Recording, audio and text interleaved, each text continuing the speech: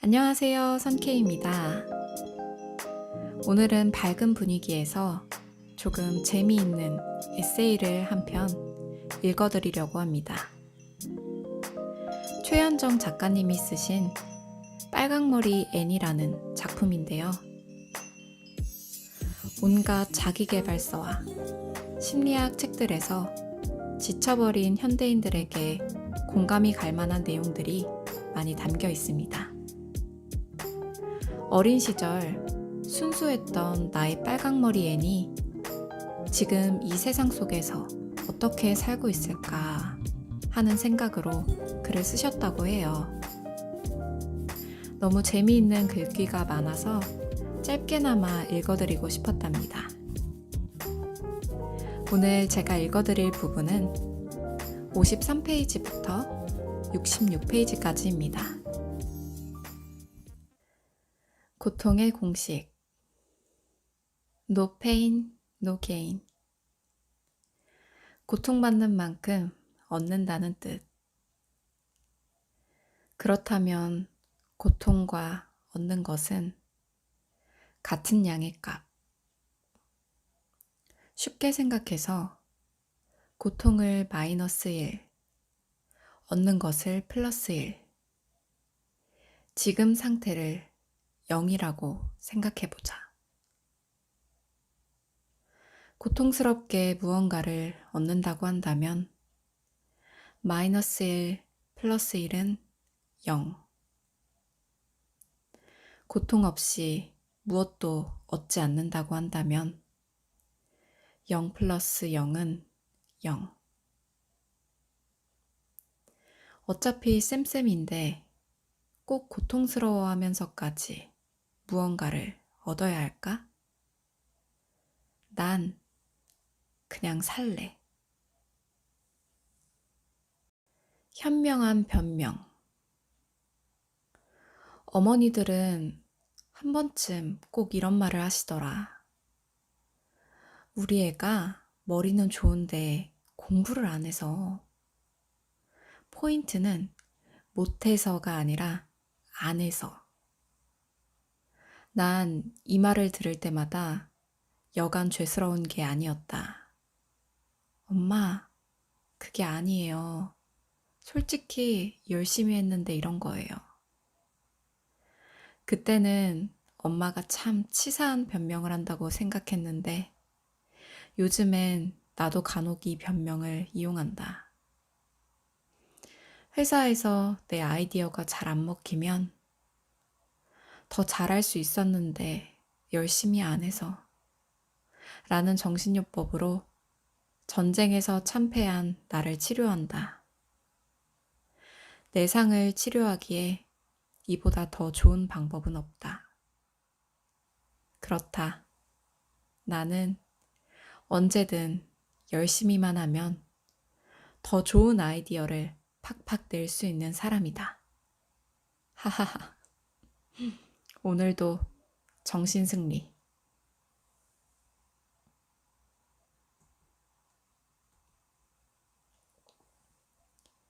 꿈이 없는 사람. 꿈이 있는 사람은 당당하고 활기차 보인다. 매사에 열심이고 힘든 일도 긍정적으로 받아들인다. 반대로 꿈이 없는 사람은 한심하고 지루해 보인다.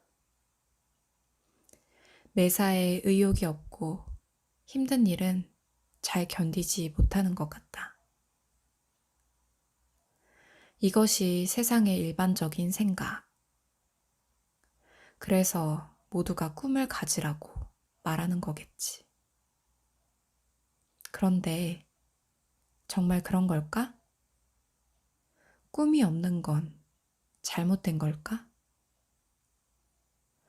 꿈이 있는 사람이 빛난다고 해서 꿈이 없는 사람이 빛나지 않는 건 아닐 텐데. 언젠가부터 꿈을 갖는 게 꿈이 되어버렸고 젊은이들은 꿈이 없음을 자책하기도 한다. 하지만 이 지구에 태어난 생명체로서 밥 먹고 숨 쉬고 잠자며 세상 구경하다 가는 것만으로도 우리의 존재 가치는 충분하지 않을까? 꿈만 쫓느라 오늘의 즐거움은 포기하고 안달복달하는 삶. 나는 생각보다 행복하지 않았던 것 같아서 이제부턴 그냥 사라지는 대로 살렵니다.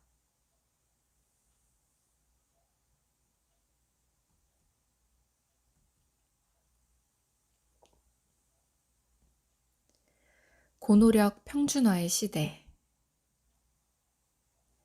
꿈이 있다고 해도 그 또한 고행의 길이다. 꿈도 중요하지만 당장 오늘 한 끼가 더 중요해서 젊은이들은 시간과 노동력을 헐값에 팔고 있다. 꿈을 위해 노력할 여유조차 허락되지 않는 사람도 있고 끝까지 최소한의 운마저 따라주지 않는 사람도 있다. 누군가는 그 또한 노력이 부족한 것이라 말하기도 한다. 하지만 사실 그런 생각도 우습다.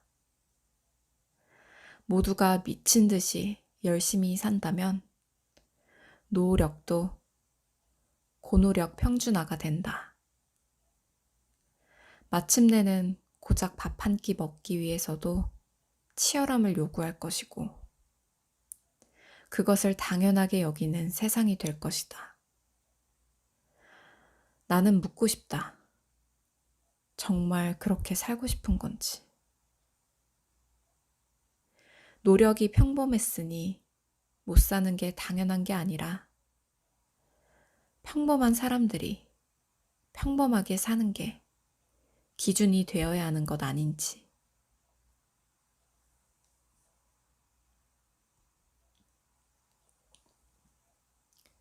리얼리스트. 꿈이란 게 원래 이루어질 가능성은 크지 않은데 기울인 노력만큼 보상심리와 실패의 상처는 커지는 것. 그래서 꿈은 작을수록 좋다고 생각한다. 작은 꿈을 하나씩 차근차근 이루다 보면 생각지도 못한 엄청난 일이 이루어져 있을지도. 그러니 나는 아주 작고 미세하고 사소한 꿈을 꿀 테다. 이를테면 오늘 칼퇴를 하겠다든가. 아, 이건 너무 큰 꿈인가?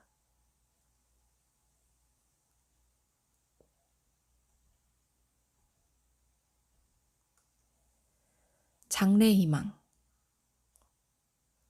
7살 때 유치원에서 장래희망을 묻길래 간호사라고 대답했다.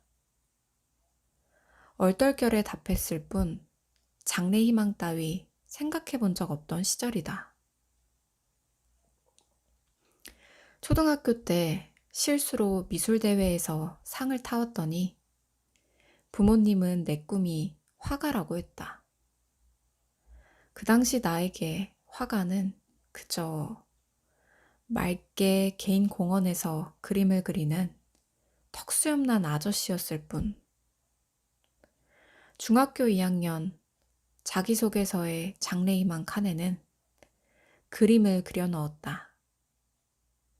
개울가에 누워 삼지창을 던져 물고기를 잡아먹는 한량의 모습이었다. 지금 내 나이는 어린 시절 희망하던 바로 그 장래의 시기. 그런데 나는 지금 무엇이 되어 있는가? 간호사와는 돌이킬 수 없이 멀어졌다. 내 적성과는 전혀 맞지 않는 일이니까. 화가가 되는 것도 무리인 것 같다.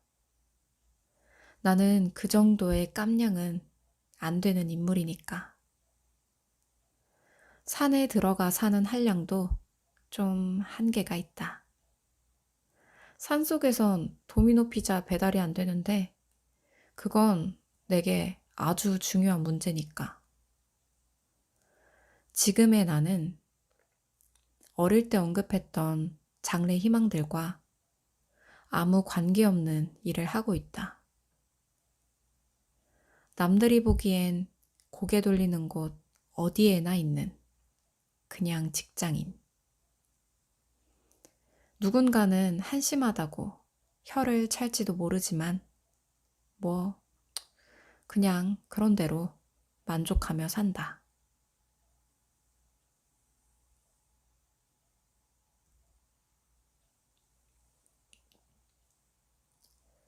긍정이란 스트레스. 나는 괜찮아, 힘내, 잘 될 거야 와 같은 긍정의 말을 주입받을 때 오히려 스트레스를 받는다. 현실이 똥밭이라 구린내가 펄펄 나는데 그럼 똥을 똥이라고 하지 똥을 금이라고 생각하란 말인가? 긍정적으로 생각한다고 내가 처한 상황이 달라진단 말인가? 긍정적으로 생각하기보단 현실적으로 생각해야 하지 않을까? 문제 해결은 현실을 제대로 직시하는 것에서부터 시작된다. 이건 똥이다. 똥을 금이라 생각하지 말고 똥이란 걸 인지하자. 그래야 똥을 피하든 치우든 조치를 취할 수 있을 테니까.